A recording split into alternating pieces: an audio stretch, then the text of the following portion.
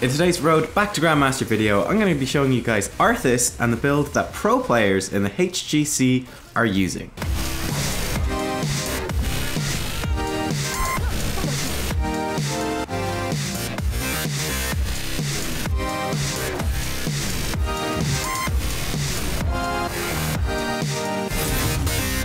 Hey guys, Nubkeks here and welcome here to the draft. As always, there should be timestamps down in the description so you can hop around from the draft to the talent build at the very end. Oh, beware spoilers as always with the talent build at the end. And to the start of the game itself, so feel free to hop to wherever you want to go. We're going to be jumping into Garden of Terror here today, and we're actually team captain. I'm going to be the first pick for our team in the double pick slot here near the start of the draft. So you can see initially my thoughts and hopes and plans and dreams were to play the Lost Vikings. As you know from the intro and the thumbnail of the video and the title, and pretty much all the information that you have already, that does not pan out. That is not meant to be. I think the enemy team captain, yeah, he takes a long time and then casually bans away what we wanted to play. It's very sad. Probably waiting for his teammate to say whether he could play it or not. And I was considering what I would ban out. So I was initially thinking like Nazebo, just to remove Nazebo. Garden of Terror is a map that tends to be very long, go very, very long. And, you know, Nazebo is just really annoying. I don't even think it's necessarily his best map, but it's like more than likely you will be playing against late game Nazebo. And there's very little that's more frustrating than being like, oh, well, we did okay in this game, you know, we had our moments, we played well, but we got to like level 22 and they had Nazebo and like it's just over at that point. That's just a very annoying way to lose. So I decided, you know, let's just remove this guy, get rid of him. I think he's a pretty valuable ban here on a lot of maps really. Probably in my opinion still, even after the small nerfs they gave him, still probably the best range damage dealer overall in the game right now for Hero League, just because Hero League games do tend to go that little bit longer than say pro games and stuff like that. Anyway, the enemy team did first pick Greymane, so then we led off with, I was actually really happy with our two picks here as well. I mean, our teammate switching to Sonya left me open to ban out Nazebo, which was great. He was initially having Nazebo, and we grab Arthas and Sonya, which I think is a really nice combo. The enemy team also grabbed Malf and Li Ming. So I was very happy with our picks here. The Li Ming pick actually is pretty smart from them, in the sense that, well, we're not going to be picking a Nubkeks now, probably. Technically we could, but like typical Hero League meta, we're not actually going to. But a Nubkeks being like the standard hard counter to Li Ming, I was considering even then banning out a Nubkeks. I decided to remove Dahaka and remove the Global instead. They obviously are not going to go for another backliner. Well, they shouldn't go for another backliner with Falstad. Their comp would be horrifically bad. So Dahaka will be that Global being removed from them. Dahaka would fit very nicely into the comp that they've got so far and work well against Arthas and Sonya too, I think. We get actually Lily and Lucio. I'm going to talk about Lily more in the game. She is a hero that, in case you don't know, I was kind of surprised playing Hero League all day yesterday, but she's really come back into the meta. Those small buffs they gave her become very potent. So yep, there's the Nubkeks I was mentioning. The enemy team does grab it. We're free to pick whatever damage dealer we want, so we should be okay with that. And they actually go for Tychus, which I did not expect at all. Very unusual. They're going to do triple backline, solo tank and Nubkeks. I think it's a pretty bad idea. And our teammate locks in Kelthis, which I think is also a pretty bad idea. But oh well. I'll see you guys in the game. I think this one's going to be an interesting one. I want to talk about a couple of the other nuances in the draft here as well, because I think it's a pretty cool draft to pick up some tips from. So yeah, catch you guys in the game. I want to cover it there. Alrighty, and here we are in the games, folks. As you guys might have noticed, from the stream, our good friend Candlelight from the stream is on the enemy team. I think we had him, I forget which stream it was, but he was on our team for like 4 games in a row. We lost every single one. It was like, it's this curse. It was like, please be on the enemy team. But then, funnily enough, when I was playing offline, or not on stream the other day. Hey, what do you know? Here he is, and he's on the enemy team. So yeah, and very interesting draft. So I really have to say I liked what we did a lot. I grabbed the Arthas, you know, counterpick Greymane, and just like #1 warrior in a lot of ways. I feel at the moment. Well, Nubkeks is kind of up there as well. And then Sonya, also really strong. Warrior, great solo laner. She's going to be great at soloing Merc camp, soloing objectives, all that sort of stuff. Kelthus is already dead, just way overextended. Kind of went in. In fact, we probably shouldn't have gone in to help him out there, but oh well, we kind of took some unnecessary damage. He's instantly dead, which I really like what we did with the Arthas Sonya early picks. Yes, it enabled them to do, pick Li Ming without having to worry about a Nubkeks. Speaking of someone who might die, you see right there we walked into the route intentionally, wanting to get, that's actually quite important, wanting to get like just in on top, body block some of their skill shots, physically body block some of their movements, and then get our Frozen Tempest, our E ability here with Arthas, in onto the enemy team just to slow them down, just to do everything we possibly could to stop them getting Lucio. I'm not sure because we didn't quite catch Lucio's HP at the end, but it looked like it could well have been the thing that made the difference. Now, in this video, unfortunately, you're going to notice that my Howling Blast aim is not the best. It's actually, like, I'm actually pretty damn good at Arthas. I've got a really good win rate on the hero. But, like, it's definitely the area that I'm really very poor on in terms of my Arthas play is using my Howling Blast effectively. And you're going to see that, you know, we've missed a couple already. I think we've thrown out 3. We've only landed 1, which is really not the ratio you want to be going for. We get some decent damage on Li Ming right there. We'll take that. But it's definitely not the ratio you want to be going for. And it's going to make it a little bit difficult in terms of our level 1 talent, which is like the standard amongst pro players at the moment, which is Frost Presence. You can see that quest in the bottom left hand side of the screen. So this quest is of course to root enemy heroes with our Howling Blast, which is our W skill shot. After we do 5 heroes, it reduces the cooldown of Howling Blast by 2 seconds. By default it's a 10-second cooldown, so we make that an 8-second cooldown. Actually quite a substantial little buff. That's very, very nice for some extra CC during team fights, a little bit of extra lockdown. After rooting 10 heroes, it increases the range by 30%, I think it is. 30%, 20%, 30%. Talent calculator's broken, I think it's 30%. So a nice extra range on that W, which is cool. And then after rooting 20 heroes, finishing the quest, it will root enemies along its path. So you can be very, very effective with that. I have to say, this is like the first time I've used this talent. I'd actually been trying all the other ones. I kind of felt like this one, not as good in Hero League perhaps as it is in Pro Play, but I wanted to try it. That's the goal of this game, is to try it out and make the most out of it.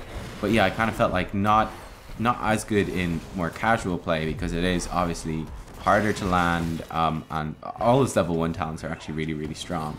So I think you can pick all of them very viably here in Hero League, but this is the one for pros. So let's try it out. We're gonna go all in on that. Level 4 then, I went for Frozen Wastes. This is, you know, pretty much what I pick all the time. So part of the Arthas build is somewhat dictated by the fact that, excuse me, that you know, they pick Icebound Fortitude at level 7, so they don't go for a Q build usually unless they really don't need Icebound Fortitude for whatever reason. So you're kind of looking at, well, Icy Talons then is just like not that great. So Frozen Tempest, or Frozen Waste is kind of the way to go, and it's a really useful talent. This just passively reduces the mana cost of our Frozen Tempest by 4 per second. Like that doesn't sound that great, but it is. It's insanely good. It's so good. It just makes you so much more sustainable in terms of your mana. I mean, it's like, if you consider like the mana regen talents at level 1, that a lot of the spellcasting heroes can get, like they get nowhere near to 4 mana per second off of those. It actually adds up to an awful lot of mana saved, which is actually a pretty big deal with Arthas. Then the quest, of course, with that is to damage heroes with your Frozen Tempest. If we'd been a little more on the ball there, we could have killed a Nubkeks if we'd hit the root onto him, but I wasn't paying attention. Luckily, we're going to get 1 kill out of that at least. So the enemy was kind of overstepping and being greedy there. I'm not sure why they were doing that, but I wasn't expecting it. I kind of expected they would just back off. And yeah, we were slow. We missed out on 1 kill, but we at least got 1 kill out of it from that mistake from them. As you can see, we got 51 stacks already on our level 4 quest. Once we get 150 stacks, that's damaging enemy heroes 150 times with our E or Frozen Tempest. the movement and attack speed slow that we build up with that persists for an extra 1.5 seconds against enemy heroes after they move outside of it, or after like we turn it off or die or whatever it happens to be. It's actually really, really useful. You know, like just let's say against Li-Ming or Greymane, we catch them in the Frozen Tempest for a couple of seconds. They get this movement and attack speed slow. Well, Greymane jumps out using his disengage, or Li-Ming jumps out using teleport, or Tychus jumps out using his dash, or Nubkeks burrows out. You can see the usefulness of this. There's loads of heroes with escapes that can get out of that. Well, having that persist for a 1.5 seconds extra, that can be really nice, especially when you've stacked it up like 4 seconds it takes to stack up Frozen Tempest to its max, which is like 40% attack and movement speed slow. It's insanely strong, and an extra 1.5 seconds of attack and movement speed slow, it's pretty damn fantastic. You can see I was checking out this talent here. That Frost Breath is at level 1, and see how that's going and seeing what the quest actually does. Seeing as you can see, like we're 5 minutes into the game, my aim's not been very good, and like we've already finished the first 2 prongs of the quest, getting the cooldown reduction and the extra range on the W. So yeah, it's definitely like a quest that you can make use out of, you know, pretty early in the game, looks like. Level 7 then, again, a classic of pro play, though not so much Hero League. This is Icebound Fortitude. This is activatable, you can see it there, our number 1 key. Gives us 25 armor, and reduces the duration of stuns, slows, and roots against us by 75% for 3 seconds. So you get a little bit just straight up tankier. Like 25 armor is actually pretty significant. You get that for 3 seconds, and then one of the biggest deals is getting that like just massive CC reduction for 3 seconds as well. They don't have a ton of CC in this game, but they've got enough, I think, that it's probably worthwhile. You know, they have the Malfruits that have a Nubkeks stuns. Then they've got like a lot of burst damage with Greymane, Li-Ming, and even with Tychus. So I figured that this would be a decent enough choice here in this particular game. And yeah, I mean, the thing about this is, like, why is this the standard in pro play? Why do they always go for this? We should have popped it right there in case the burrow from a Nubkeks hit us, and we could have avoided the Q a little bit more, I think, as well, from a Nubkeks. So small mistakes there for me, could have done that better. Why do pros pick this all the time? Well, one of the big weaknesses of Arthas, like, he's got many strengths, but one of his big weaknesses is, of course, that he's very immobile. He's a sort of slow character.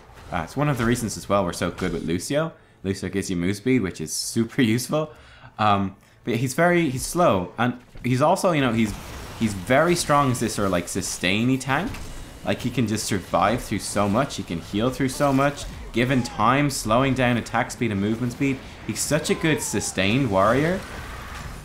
What Arthas is not as good at doing is surviving burst. Without being like mobile, it's very easy to like jump on top of. Like, it's not like a Nubkeks where, oh, he's going to burrow out again. Like, Arthas can't do that. He's just stuck in there. Once he goes in, he's kind of somewhat stuck, aside from what his support does to help him. So you can, like, just jump on him. You can kind of blow him up, lock him down with CC, and he's got no way to get out. Icebound Fortitude gives you the answer to that. So that's why it's considered so useful. You know, that extra, that sort of CC reduction. That was actually really nice cleanse. You could have followed that more aggressively. Cursed Bullet doing a fair whack of damage. Teammates, we don't quite get the kill on Greymane. Oh, no, we don't quite get the kill on Greymane. We could maybe have got it. I wasn't expecting. That's kind of like Hero League trust, right? I wasn't expecting my teammate to actually land the cleanse on me there. But like, that's obviously something we could have done. Excuse me, a little bit more in voice comms would be to use like run through that route, rely on the cleanse, and get on top of that Greymane instead of position, and do that. Would have been pretty cool. But yeah, by the way, Army of the Dead at level 10, of course. A Syndra Ghost is very popular, but I don't think it's that good. Like, honestly, like, Army of the Dead is so good, especially like when you want to be tanky. And like, look, like we're going up against Curse Bullet, Greymane, and a Tychus. It's like we need as much help as we can get in terms of staying alive. We're gonna have a pretty rough time here as Arthas, needless to say. Again, this is kind of interesting. Sort of strategic choice here with the Terror. You can see that the top Terror was still active, the Shambler, whatever it's called. So I took the Terror and ran to the bottom lane. And the reason I did this was I knew that we'd be mostly unopposed. If the enemy sends heroes to stop me, it leaves our team free to go up and take that extra Shambler. if they, you know, if they run up to the Shambler, it leaves me free to just push that bottom lane as hard as I want to. So, you know, that's kind of what I do. Well, the enemy team does get a lot of seeds, they go for the Shambler instead, but we get the entire, like, fort, the tower, the well, everything in the bottom lane pretty much for free. Then, when they swing heroes down to stop us, our team is already in position of Toxic on sort of counter the enemy team a bit, and they pick up a kill on Greymane. So that's all, like, all that all played out because of the way that we moved on the map in response to where the Shambler was. Shambler's up top, we ran to the bottom, enemy team goes to the Shambler, we destroy the fort, they have to come to defend their bottom keep, our team pushes in up top aggressively, they get a kill, and they basically solo another fort themselves. So that's like, this is such a wonky map, Garden of Terror. Sometimes stuff works out really well, sometimes it doesn't. I was kind of expecting we'd go in here a bit more aggressively. I was getting a little bit scared. I was like, I don't think my team actually noticed that we were behind them. So I had to do like a help ping. I was like, team, my terror's expired and I'm here with the whole enemy team. Help me. But they did come back and we picked up a kill on a Nubkeks. Yeah, I mean, in terms of the draft, we get a root on Tychus over the wall. Lily does a whole tons of damage, and it's kind of nuts. Let me actually, you know, let's talk about the draft and the heroes and stuff like that. In the meantime here, I think it was like a cool idea to push in, get some damage on that keep. It opens that keep up, makes it vulnerable to a terror. Now we're Hearthstoning back, and hopefully should be in time to stop their terror from actually destroying our keep. You can see he's busting through the wall and going straight on the keep. So basically, this is something of a risky move. We've done a kind of a greedy move. You can see how much damage that terror is doing. Like, basically, we need to make sure he doesn't destroy the keep. You can also see the polymorph. I thought Icebound Fortitude or 7 talent would stop, reduce the duration of that. It does not. It does not reduce it. Greymane does a little bit of extra damage to the keep, but not quite enough to kill it. So that's kind of lucky. You could see it was actually very close margins. If he had destroyed the keep, that would have actually been a really bad trade for us. But luckily we kept, I thought we should keep the keep alive. It actually went a lot closer than I expected.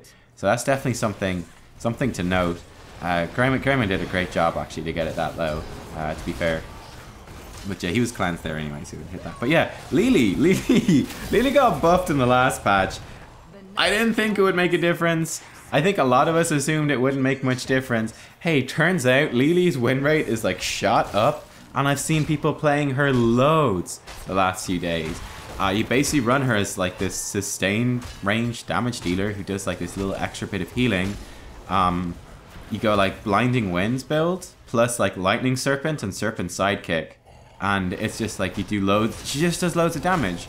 I mean, like, I've played some Lily before. She always did like a surprising amount of damage, but it was kind of unimpactful. We missed the globe there. Okay, good job, Lucio. But yeah, it's turned out to be really, really strong. Like, I've been really interested to see.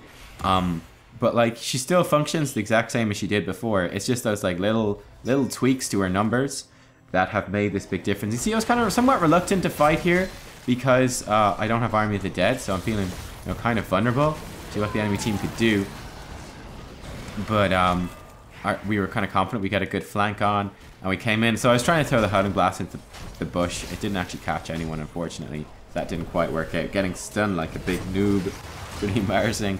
But oh well, we still get a terror out of this, and we're going to be able to swing down. The enemy team actually being kind of cautious, kind of scared. They're being slow to swing down to that bottom terror. Sonya and Kelthis, I think, are making a huge mistake. We should 100% come down bottom. I don't know why there's two of them. It's like a big problem that there's two of them up top. There absolutely does not need to be two people to defend against that Merc camp. So this makes it really awkward for us, but we want to like come in here. Like if we came in here as 5, we have most of our heroics. We could have totally fought the enemy team, won this fight. We could have, you know, denied them a terror. We could have maybe, like, we got a good way the way to the second one ourselves. It's a big mistake. The enemy team absolutely evaporates. That was nuts right there. Kelthis, like, the enemy team walks into a choke point. Kelthis hits them with the first chunk of his Flame Strike. Then I got them with the root, which rooted the whole enemy team. Also applied a level 13 talent, which is Shattered Armor, so it reduces their armor by 15, so they take 15% extra damage. Then the second hit of Flame Strike from Kelthis' level 16 Fury, the Sunwell, which makes Flame Strike hit twice. hit them as well. The enemy team's health bars, their whole team went from full health to like basically dead just like that. It was nuts. They were kind of lucky they had Tranquility, which kind of got them back up. Unfortunately, Lily went too deep. She got taken out. And then Li Ming with the resets comes in and she's going to mop up the team. She kills Lucio as well. She's going to kill us too. We're going to try stay alive for a little. Okay, Tychus picks up the killing blow. But yeah, we just get wiped out. The Terror did pick up the kill on the keep. But that's our bottom keep going to die and could potentially even be game here. This is a very scary possibility. There's still a lot of HP left on their Terror, plus a minute in terms of its time. We only have like Arthas and Sonya to defend against it, so that's pretty bad. Our Terror really should have been in there basic attacking theirs. Like, our Terror needs to be killing their Terror as much as possible. Arthas actually goes down, and now this is very bad news indeed. You could probably throw down the Terror plant to body block like that right hand side, like the wall. Place it down inside the wall. But yeah, Arthas dying there is really not good, and this puts us in a rough spot. Sonya casually eating all the skill shots. Who needs to sidestep when your core's in danger? Nobody. That's who. Now they're pushing in. Man, I still need to talk more about this draft, but we haven't quite got around to it yet.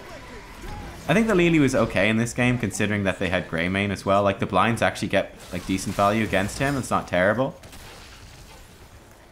Enemy team posturing towards core. They get scared and actually back off, so that's actually good news for us. Like, they're actually up in terms of XP. It's dead equal talent tiers. And we were down a hero, but they're still kind of scared.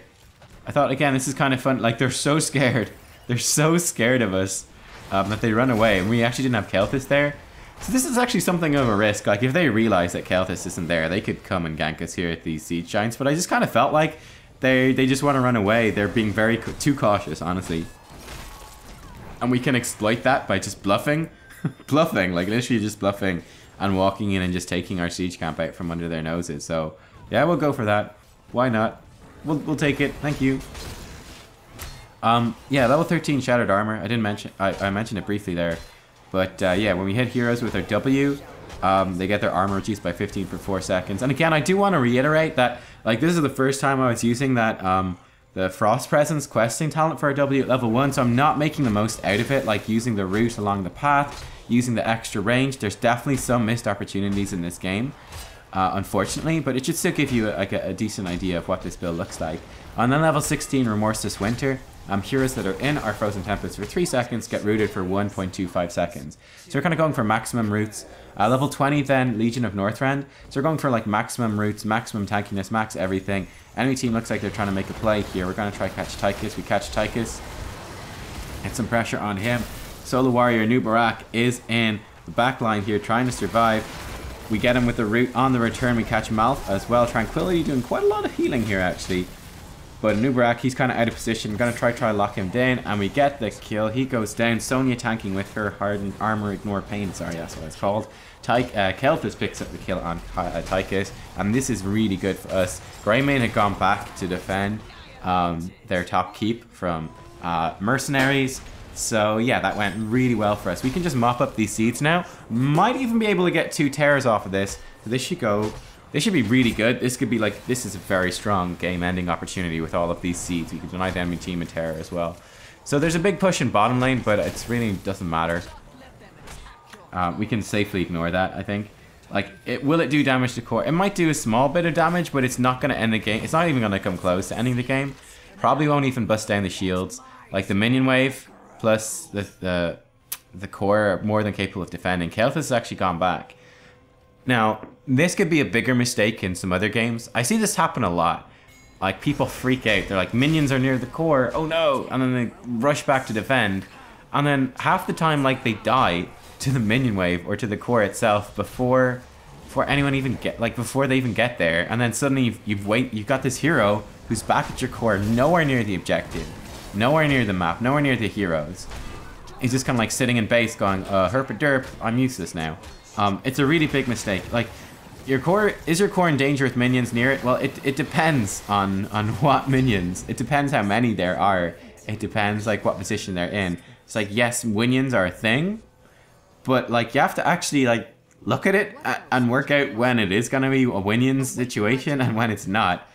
But like, so long as they don't go through the shield on the core, and so long as the enemy team's not in a position to follow up with their heroes, it's really not an issue.